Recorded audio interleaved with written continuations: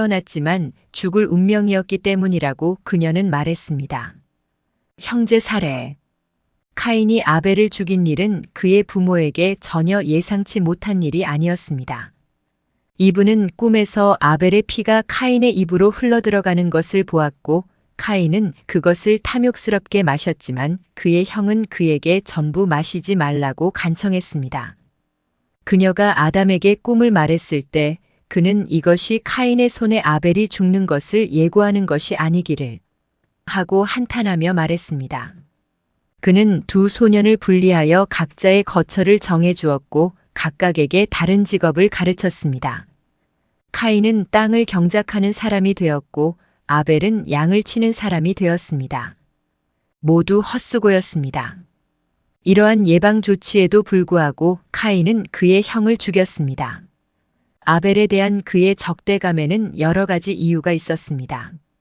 그것은 하나님께서 아벨의 재물을 존중하시고 그것을 소멸시키기 위해 하늘의 불을 내려보내어 받아들이셨지만 카인의 재물은 거부되었을 때 시작되었습니다. 그들은 아버지의 권유에 따라 니산월 14일에 재물을 가져왔는데 아버지는 아들들에게 이렇게 말했습니다. 이것은 장래에 이스라엘이 제사를 드릴 날이다. 그러므로 너희도 이날에 너희 창조주께 제사를 드리라. 그러면 그가 너희를 기뻐하실 것이다. 그들이 제사를 드릴 장소는 나중에 예루살렘 성전의 제단이 있던 곳이었습니다. 아벨은 제사를 위해 양떼 중에서 가장 좋은 것을 선택했지만 카인은 먼저 식사를 하고 배를 채운 후에 남은 것 아맛이 몇 알을 하나님께 바쳤습니다. 마치 그의 죄가 하나님께서 저주하신 땅의 열매를 하나님께 바친 것만큼 크지 않은 것처럼 그의 제사가 호의를 받지 못한 것은 얼마나 놀라운 일입니까? 게다가 그에게 징계가 가해졌습니다. 그의 얼굴은 연기처럼 검게 변했습니다. 그럼에도 불구하고 하나님께서 그에게 이렇게 말씀하셨을 때조차도 그의 기질은 변하지 않았습니다. 내가 내 길을 고치면 내 죄가 용서받을 것이요. 그렇지 않으면 너는 악한 성향의 권세에 넘겨질 것이다. 그것은 내 마음의 문에 웅크리고 있지만 내가 그것을 지배할 것인지 아니면 그것이 너를 지배할 것인지는 내게 달려있다. 카인은 자신이 잘못을 당했다고 생각했고 그와 아벨 사이에 다툼이 이어졌습니다. 그는 나는 세상이 선함으로 창조되었다고 믿었지만 선행은 열매를 맺지 못한다는 것을 압니다. 하나님은 독단적인 힘으로 세상을 다스리십니다. 그렇지 않다면 왜 당신의 재물은 존중하시고 나의 재물은 존중하지 않으시는 건가요? 라고 말했습니다. 아벨은 그에게 반대했습니다. 그는 하나님께서 사람을 가리지 않고 선행의 상을 주신다고 주장했습니다. 만약 그의 재물이 하나님께 은혜롭게 받아들여졌고 카인의 재물은 받아들여지지 않았다면 그것은 그의 행위가 선했고 그의 동생의 행위는 사악했기 때문입니다. 하지만 이것이 카인이 아벨을 미워한 유일한 원인은 아니었습니다. 부분적으로는 여성에 대한 사랑이 범죄를 초래했습니다. 인류의 번식을 보장하기 위해 그의 아내가 될 운명의 소녀가 아담의 아들들과 함께 태어났습니다. 아벨의 쌍둥이 자매는 절묘한 미모를 지녔고 카인은 그녀를 원했습니다. 그래서 그는 끊임없이 동생을 없애는 방법과 수단에 대해 고민했습니다. 얼마 지나지 않아 기회가 찾아왔습니다. 어느 날 아벨의 양 한 마리가 카인이 심은 밭을 짓밟았습니다. 카인은 격노하여 소리쳤습니다. 내 땅에서 살면서 내 양들을 저기서 풀을 뜯게 할 권리가 뭐냐? 아벨이 반박했습니다. 내 양들의 생산물을 써서 그 털로 내 옷을 만들 권리가 뭐냐? 내가 입은 내 양털을 벗기고 내가 먹은 양떼의 고기를 내게 주면 내가 원하는 대로 내 땅을 버리고 하늘로 날아가겠다. 내가 할 수만 있다면. 카인이 말했습니다. 내가 너를 죽인다면 누가 내 피를 내게 요구하겠느냐? 아벨이 대답했다. 우리를 세상에 데려오신 하느님께서 나를 위해 복수하실 것입니다. 당신이 나를 죽이면 그는 당신의 손에서 내 피를 요구하실 것입니다. 하느님은 심판자이시며 악한 자에게 그들의 악행을, 악한 자에게 그들의 악행을 벌하실 것입니다. 당신이 나를 죽이면 하느님께서 당신의 비밀을 알고 당신에게 벌을 내리실 것입니다. 이 말은 카인의 분노에 더해져서 그는 동생에게 달려들었습니다. 아벨은 카인보다 강했고 그는 최악의 상황을 맞았을 것입니다.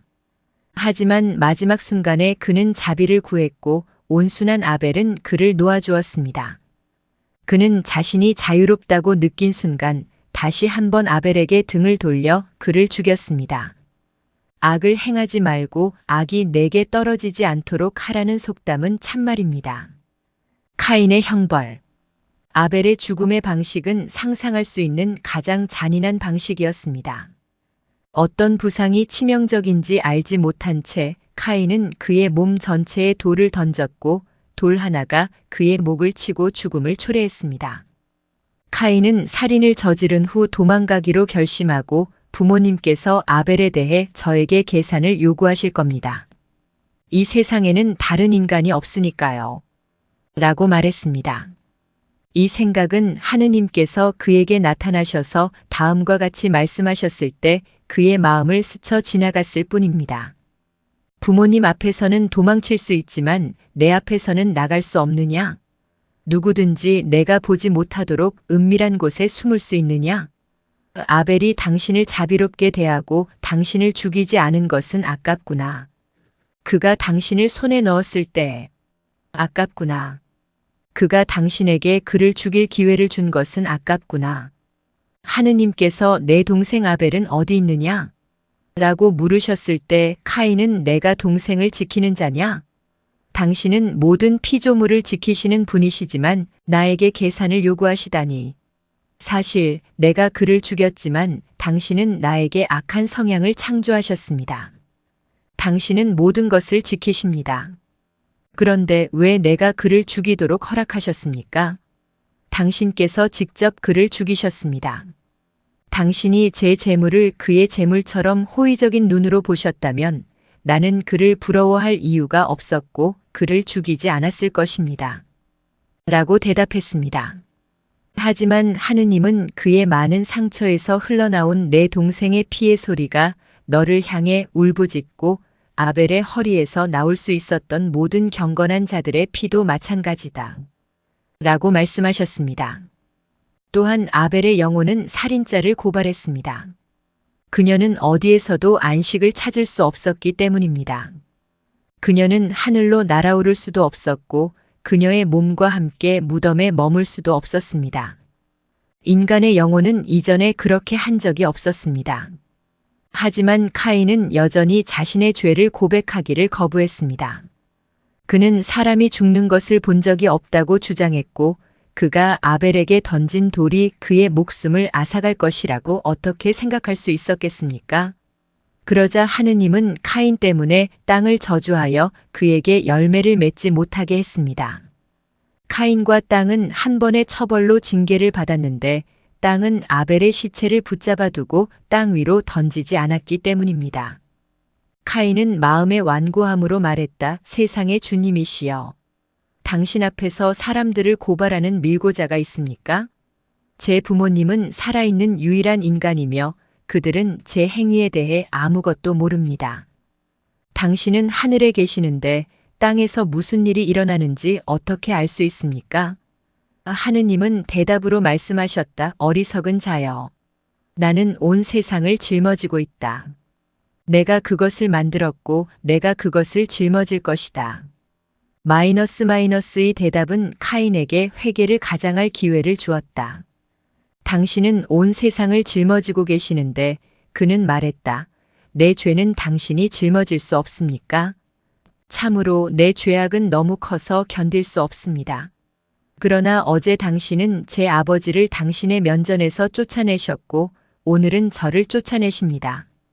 진실로 사람들이 말하길 그것은 당신의 방식이라고 할 것입니다. 비록 이것이 변명일 뿐이고 진정한 회개는 아니었지만 하느님은 카인에게 용서를 베푸시고 그에게서 반쪽의 형벌을 거두셨습니다. 원래 그 명령은 그를 땅에서 도망자와 방랑자로 정죄했습니다. 이제 그는 더 이상 영원히 떠돌아다닐 수 없었고 도망자로 남게 되었습니다. 그리고 카인 때문에 땅이 진동하고 모든 동물, 야생동물과 길들인 동물, 저주받은 뱀을 포함하여 아벨의 무고한 피를 복수하기 위해 모여서 그를 삼키려고 했기 때문에 그 고통은 충분히 힘들었습니다. 마침내 카인은 더 이상 참을 수 없었고 눈물을 흘리며 내가 당신의 영을 떠나 어디로 갈까요? 아니면 내가 당신의 면전에서 어디로 도망칠까요? 라고 외쳤습니다. 그를 짐승의 맹공으로부터 보호하기 위해 하느님은 그의 이마에 그의 거룩한 이름의 한 글자를 새겼고 또한 동물들에게 이렇게 말씀하셨습니다.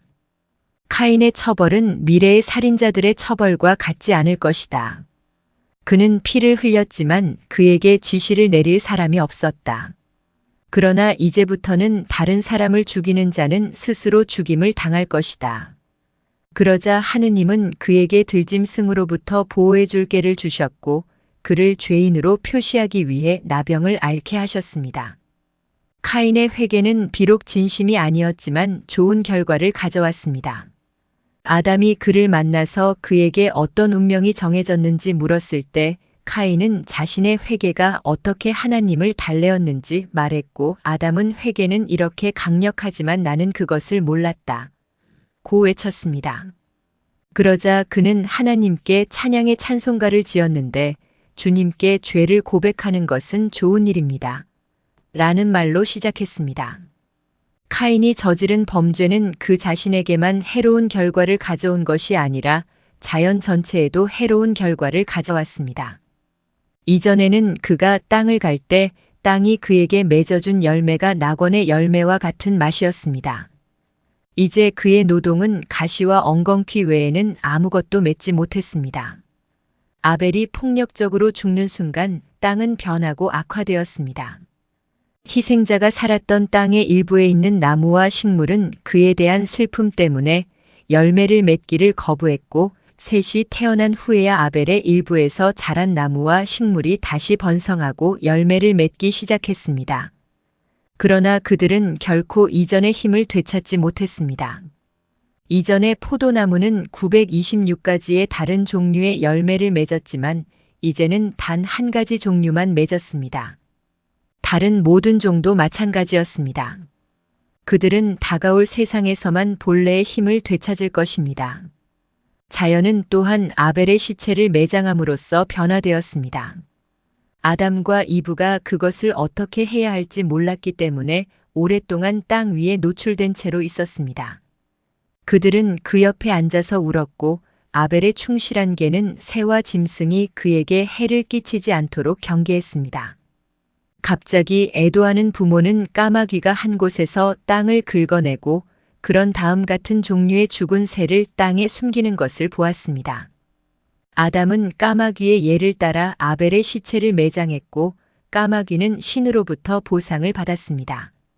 그의 새끼는 흰 깃털을 가지고 태어나기 때문에 늙은 새들은 그들을 버리고 그들이 자식이라는 것을 알지 못합니다. 그들은 그들을 뱀으로 여깁니다.